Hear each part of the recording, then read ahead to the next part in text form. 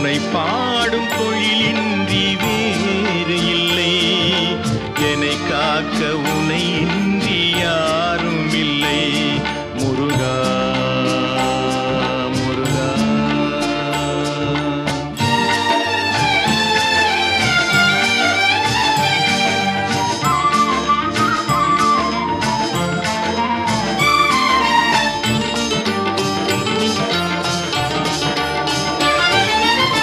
கற்பனையில் வருகின்ற சொற்பதமே அன்பு, கருணையில் உருவான அற்புதமே. கற்பனையில் வருகின்ற சொற்பதமே அன்பு, கருணையில் உருவான அற்புதமே. சிற்பச் சிலையா